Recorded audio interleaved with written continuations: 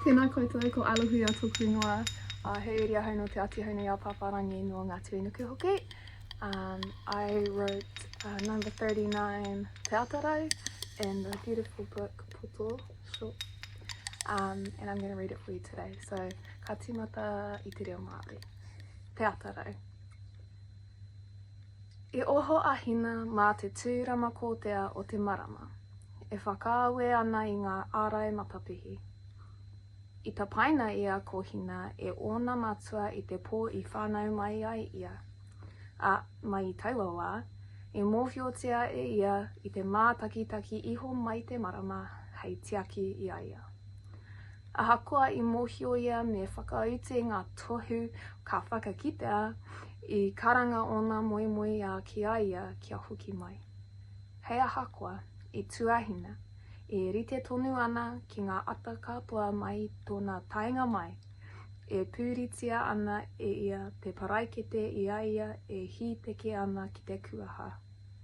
E waho I te whare, e raro I te korowai o te rangi māwherotea, e titiro ake a hina, a I ū o nā waiwai ki te whenua e haumāku tonu ana nā te haukū o te pō.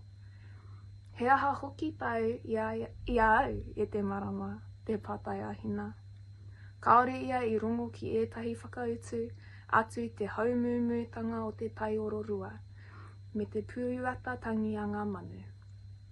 I kite ia I te ata hāpara, te tai pītiti o te rangi I te rāwhiti, a I huri ia I āta hoki ki te mahana o te whare tawhito. I mōhio ia ka pātai atu anō, ko taiwa pātai anō I ngā ata a muri mai, mō ake tonu atu, a pānoa ka whakautu mai te marama. Ka āhei ahina ki te tātari. Kia ora, so that's hina, o te atarau, and this is I te reo Pākehā. Aroha mai ko era aku kure. Hina was woken by the pale light of the moon cutting in through the curtains. She was named after the moon by her parents on the night of her birth, and since then, she had known that the moon was watching over her, protecting her. Although she knew to respect tohu when they came, her dreams called her to return to them. Nonetheless, Hina stood, just like she had every morning since she arrived, holding her blanket close as she tiptoed to the door. Outside the house, underneath the shelter of the pale pink sky, Hina looked up and fixed her feet firmly to the earth, still damp with the night's dew. "What do you want from me, moon?" Hina asked. She didn't hear any response, other than the silence of the valley and the chorus of the birds. She saw the breaking dawn, the peach sky in the east, and turned, slowly returning to the warmth of the old house.